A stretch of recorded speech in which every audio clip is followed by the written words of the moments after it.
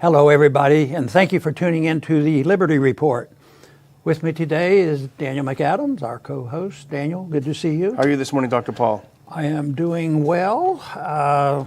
So far, the war hasn't grown greatly in size, but there's a lot of questions that have to be answered. There's a lot of concern around the world. There's a lot of concern in financial markets on how this is going to play out.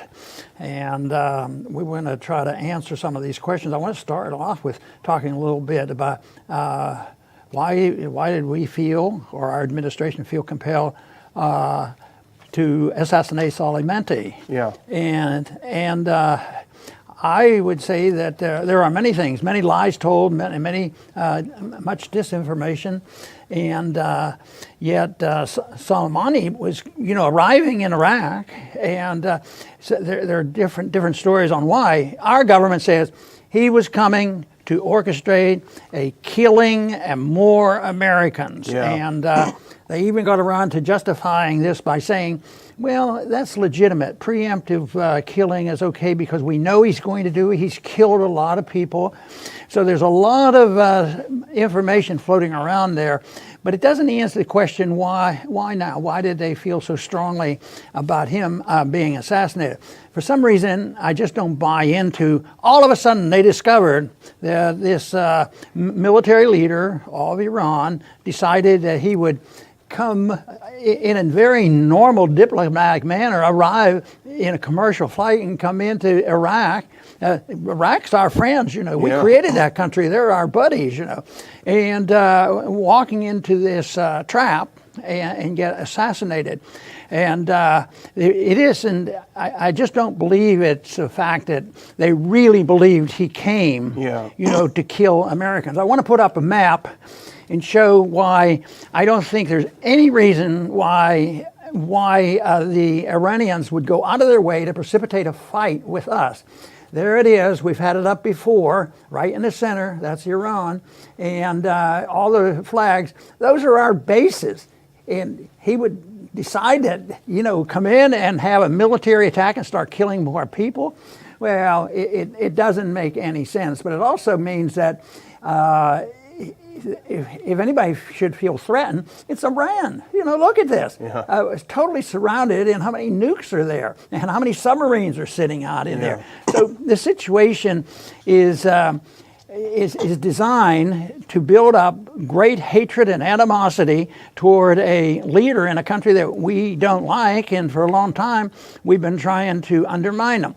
And they have their imperfections, but I'd have to admit that we have more of a moral responsibility to talk about our imperfections. And if we're going in the wrong way and aggravating things, we ought to try to prevent that from happening. But I think that we could go down a list. You have a list and I have a list, and we can't go over them all the lies they've been telling. But it's mainly to build up hatred in America.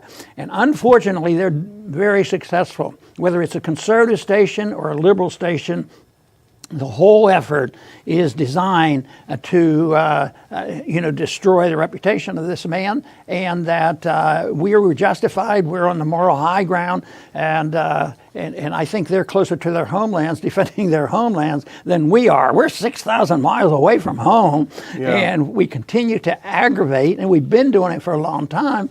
And this is something that, unless we change policy, is going to continue.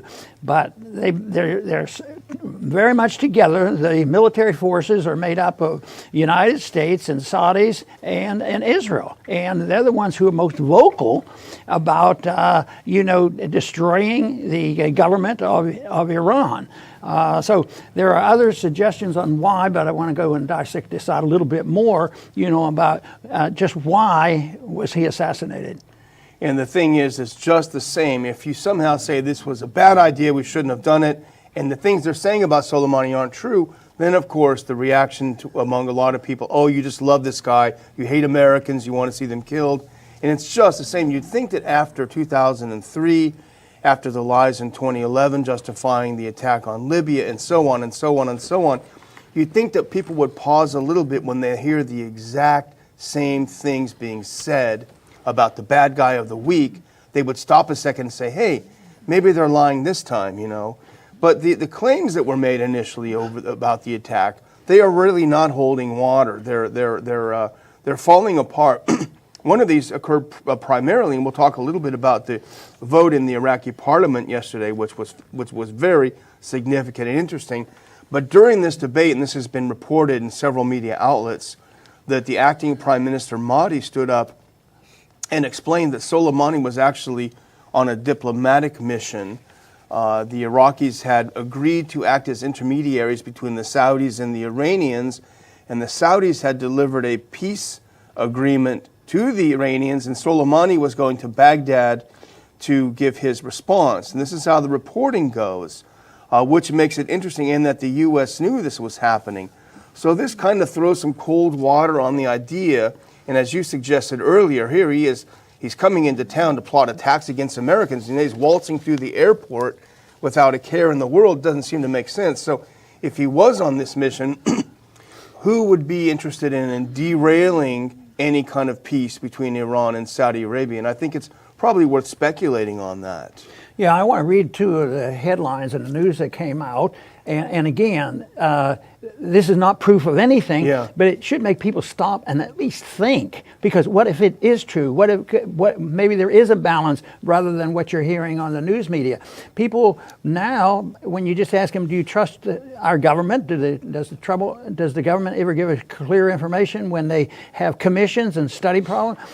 American people don't trust, but immediately they say, oh, yeah, they go along with the propaganda.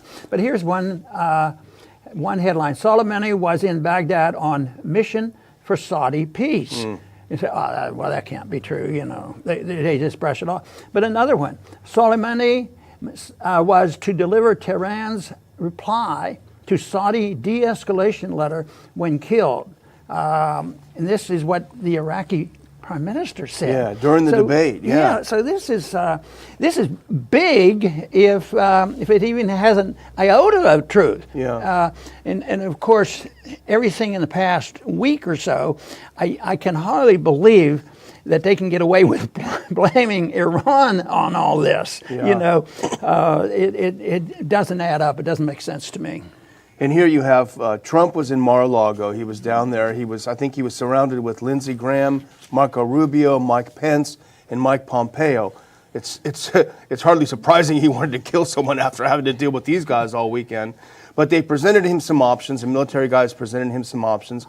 And there was a piece in the New York Times, which again, we take everything with a grain of salt here, but you take it with a grain of salt, suggesting that they presented him the most extreme option, which is the assassination, in hopes that he would take something less extreme because it sounded so crazy.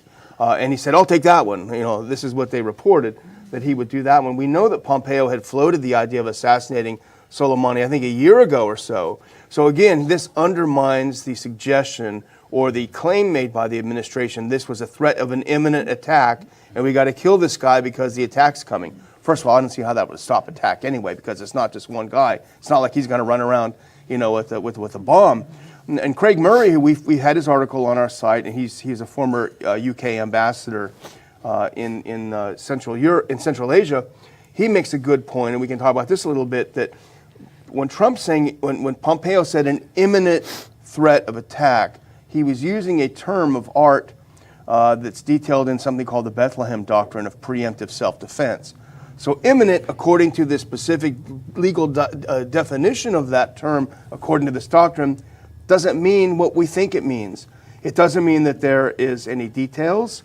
It's a concept. It means neither soon nor definitely going to happen. It's just a word that's thrown out that sounds really scary, and that seems to be the case here. You know, and we end up with a lot of absurdities, and Pence contributed to this because Pence was explaining this, that Soleimani was responsible for 9/11. Yeah, it's totally insane. No, even the Trump people, well, he's a Trump person, but not too many people buy into that, but they just throw that out.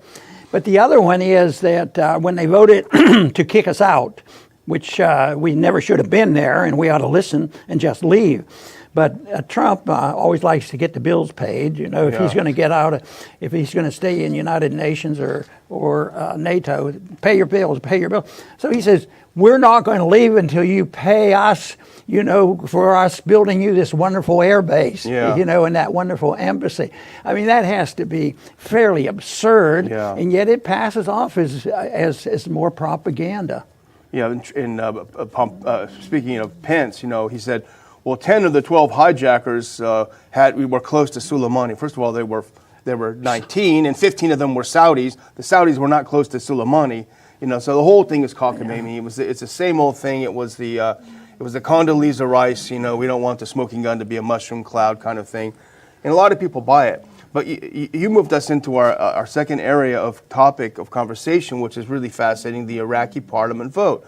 They got together yesterday and held a vote on the expulsion of U.S. troops. MAHDI was furious. You know, the acting prime minister was furious about the assassination. Here's the 5-point action plan that was passed by the Iraqi parliament. Now, this is not technically a binding vote, because what it does is it tells the Iraqi government, parliament tells government, here's what we want you to do. Government has to agree to do it. But here are the 5 points. In the presence of all foreign troops in the country, withdraw the request for assistance from the anti-ISIS global coalition, which is the basis for us being there, ban the use of Iraqi airspace by any foreign power, and lodge an official complaint to the UN over the U.S. airstrike. So they voted unanimously, and there was some abstentions. The Kurds didn't show up, and some of the Sunni parties didn't show up, but the largest political party was there. The largest bloc was there. They voted unanimously in favor of this. So they're sending it now to the government to follow up. And as you point out, I think it's even worth reading what Trump said, because I think we have Trump's statement on it up on the screen that we can actually read what Trump said. After the Iraqi parliament voted that, hey, we want you to leave, guys, he said, speaking to reporters on Air Force One, the U.S. president said, quote, if they do ask us to leave, if we don't do it in a very friendly basis, we will charge them sanctions like they've never been seen before, ever. It'll make Iranian sanctions look somewhat tame. We have a very extraordinarily expensive air base there. It costs billions of dollars to build. Long before my time, we're not leaving unless they pay us back for it. Then said, if there's any hostility, that they do anything we think is inappropriate, we're going to put sanctions on Iraq, very big sanctions on Iraq. That doesn't sound like the way you talk to an ally. No, hardly. And, you know, sanctions, from my viewpoint, are acts of war. Yeah. And, I mean, it's meant to destroy the middle class and undermine so that they'll turn against their government. And it always does exactly the opposite. They become more loyal to their government, and they blame us for the problem. But the sanctions thing is not ducking the issue of war. But Trump continues to threaten. He said something about, we have 52 sites that we want to target, and I think he used cultural sites. Yeah. Well, that makes you think, well, it's not at least military, maybe that's not going to kill as many people. Cultural means religious. Yeah. It's insane. So just the threat of that expresses to all the Iranians exactly what we think about their culture, you know, and the whole thing is. But it's very, very unfortunate that we're moving in this direction, because it's going to be hard to reverse it. And right now, you know, the propaganda machine is really rolling in this country, because we threaten our patriotism or belief in this country by merely asking a few questions. Well, maybe there was another reason Soleimani was there, and he wasn't there to plan the next attack. But to blame, I don't think morally and militarily there should be a big debate about this, because if we would follow a principled policy seeking peace, we wouldn't be in these countries. I mean, we would be at home. So that's why I think this vote is very, very important, because otherwise, we invade a country, reestablish it, we put a puppet leadership in there, and then we put a puppet leadership in there that loves Iran, and then we complain, oh, they're ganging up on us now. So it hasn't made any sense, and yet the American people are saying, well, these are bad people, we got to stop them because they'll do this and that, and here they are surrounded, you know, by us. We have them trapped, and nothing good can come from this, from our policy. I think it's time for the American people to wake up and say, you know, it doesn't make any sense for us to be so antagonistic and so much involved in our empire. But as we have talked about this before in many other areas, the military-industrial complex has a lot of power, and we can believe that the profiteers of war are involved in the perpetuation of this process right now. Yeah, exactly. And here's a couple of people who have written about this. Here's a real irony. Iraqi parliament votes to expel the U.S., expel the forces in this country. It's ironic because 16 years ago, we invaded Iraq. We spent a couple trillion dollars to bring them democracy. And now then they're exercising this democracy and voting as a parliament to ask us to leave. And now they're under threat. Now they're in big trouble. So we give them democracy. They exercise. No, hold on. We don't want you to do that with your democracy.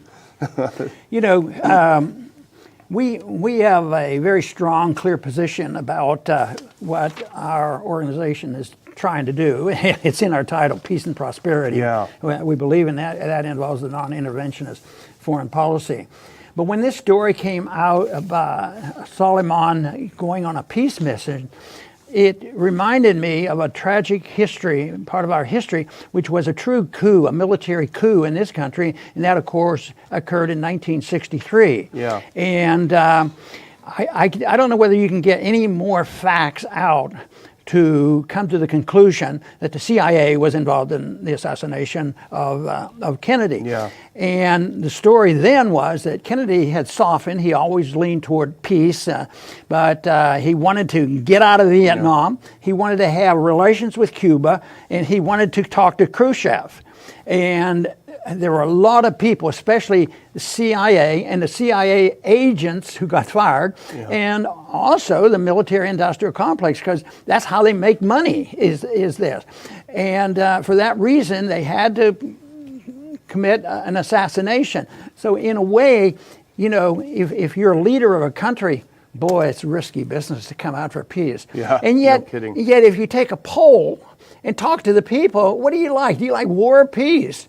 Oh yeah, we like peace unless there's a bad guy out there that we have to go and assassinate, and we have to sacrifice thousands of our own people and millions of other people because we're looking for peace. And the rationale isn't there. That's why we're starved for getting information out to the American people to explain to them that it's policy that really counts. There is such a thing as blowback. Yeah. You know, when we get hit and hurt, and matter of fact, I think this whole thing has made us in much greater danger because they can't. The map shows we can't attack them militarily, but they can attack us. And this breeds the terrorist approach of, you know, bombs and drones, and there's more stuff now and that they can use. So I definitely feel less safe now because of this. Yeah. And they did it to make us safe. Yeah, thanks. And people. And the media just pounds it in that without this type of operation, we as Americans won't be safe, and yet the exact opposite is happening. Yeah, talk about twisting language. I would do a little conclusion here by first of all putting up a tweet. This is what Trump said when he announced the attack. Tell me if this doesn't sound a little bit wacky. I don't know if we have that tweet available. Here's Trump. We took action last night to stop a war. We did not take action to start a war. That doesn't make any sense. You went over there and you assassinated their top general. No, he wasn't just a general. He was like the vice president of the country, hugely powerful. You go over and you assassinate someone like that and say, well, we did that to stop a war. It doesn't make any sense. You know, Trump supporters should also take note that this is the danger of the president listening to neocons, being surrounded by Rubio and Graham, the people who hate his guts and like to see him out of the office, people like Pompeo and Pence who are just nuts. This is the danger, you know, and we we're happy when he listens to some people that we like. We're hoping that someone like Doug McGregor would get in there as national security advisor, who would give him some actual pro-American advice. But this is the danger, and if you like Trump, you should be worried, because he's given a big opening to get trounced next time around. The Dems will take advantage of it. But I can almost see some of the comments below, and we do love your comments, but there's going to be someone who says, but Ron, this guy had to be taken out. He killed Americans. He attacked our base. The threat was imminent. He was tied to 9/11. And I would just answer, says who? That's what you should ask yourself. Says who? Well, the same neocons who've lied over and over and over. It doesn't mean we think this guy's a cuddly guy that we'd like to invite in the studio. We don't know. But what we do know is that they lie us into war every single time. And they're doing it again. So let's try to be a little bit more skeptical this time. Very good. And, one point I'd like to make is that this is not a single party position. It's interesting to see the Democrats coming down hard on Trump because of the hatred they have for Trump no matter what. And they're going to want to enforce the war powers resolution. And what did Obama do? He introduced the whole notion of assassinating American citizens. He had a hit list of people who had to be killed. Where were they then? This is the reason why the approach of a more independent-minded libertarian approach really can look at it and see how the Democrats do it and the Republicans do it, and they're both in collusion, especially they both vote for the military budget. If they really wanted to do something, the Democrats voted to get rid of that provision that said that they couldn't spend any money on going to war against Iran. So it's all facade, it's all fake. And yet the important thing is to sort it out and what is principle and what isn't. And the principle, of course, is if you want peace and prosperity, you have a non-interventionist foreign policy and you have a very limited government. I want to thank everybody for tuning in today. Please come back soon.